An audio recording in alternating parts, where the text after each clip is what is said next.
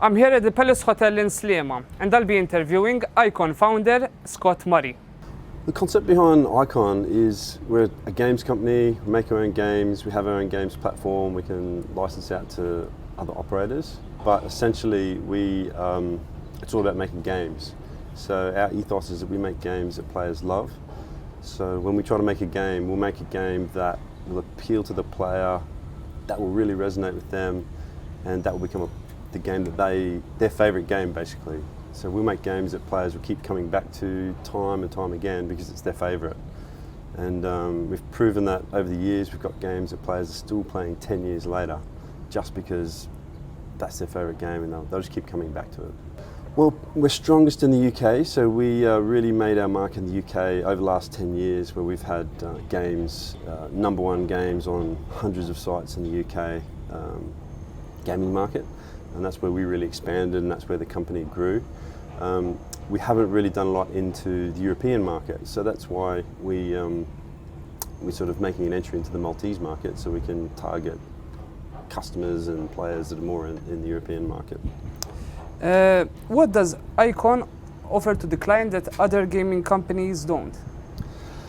Well, we've got games that, as I said, have been performing for 10 years. So literally, on our platforms are incredibly stable, but the games are games that are proven performers. We've literally put through tens of billions of spins on these games. So a lot of when games companies come up with a new concept or a new game, and it might look flashy and it might look good.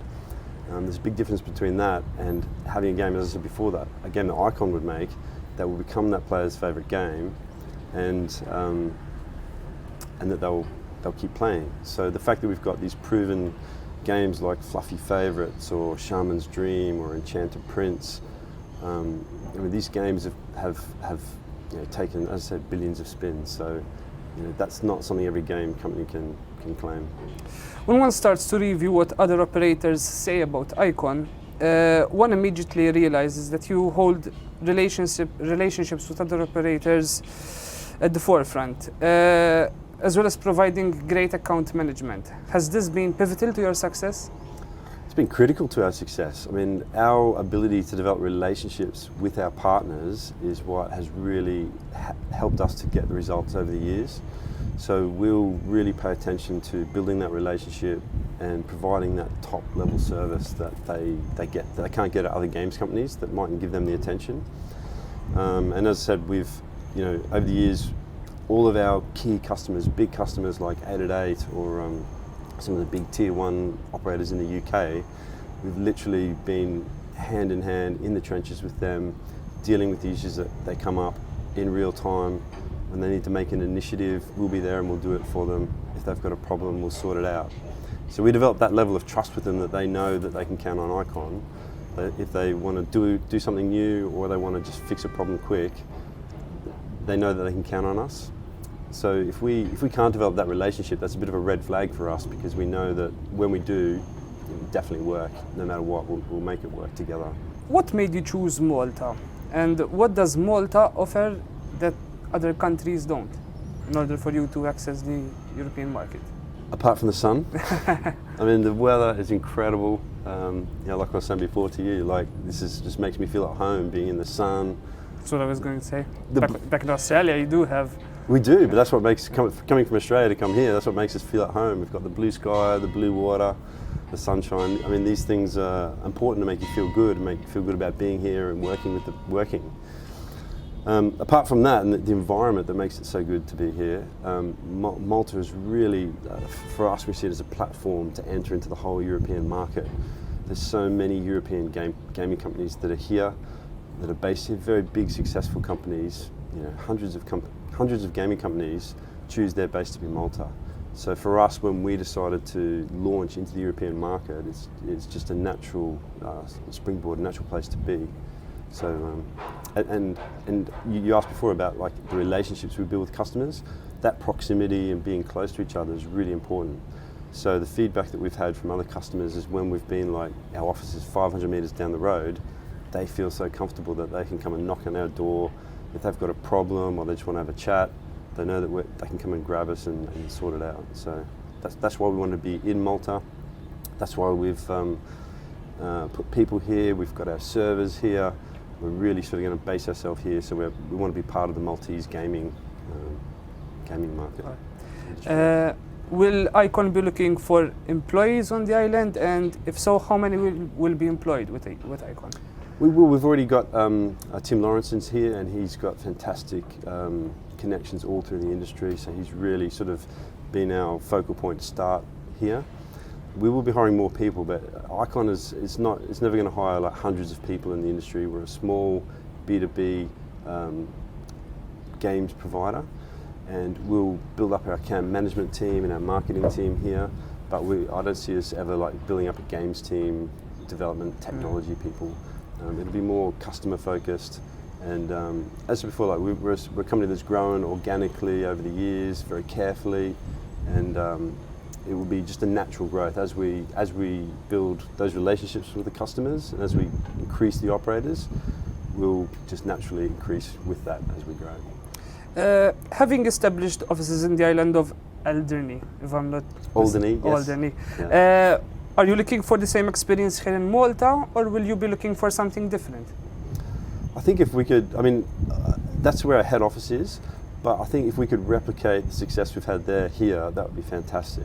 Some of the key things that make it a success are our relationship with the regulator.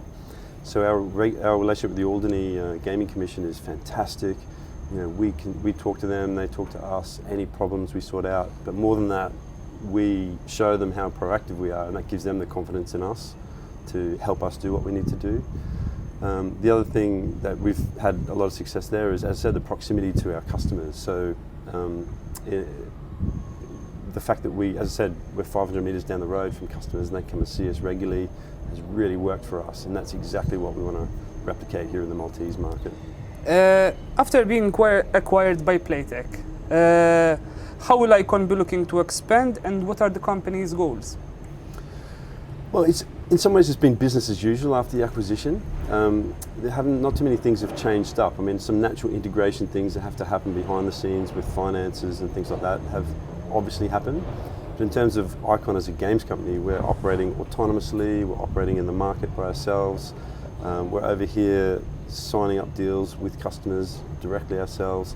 So not too much has changed since the acquisition. Eyecon is just doing what we do best, which is making the games that we love, making games that appeal to players, and that's just what we're going to continue to do, and find operators and licensees that we can get that relationship with, that we can really partner up with and grow revenues together. And what are your personal goals? What do you aim to achieve when? For me personally? Yes. Well, the one thing I've loved about Eyecon, Eyecon's been going for 21 years. Okay, so you don't do that sort of with one person, or if things aren't working well. Gradually. So what we've done is we've created a team of people that really get on and really work well together.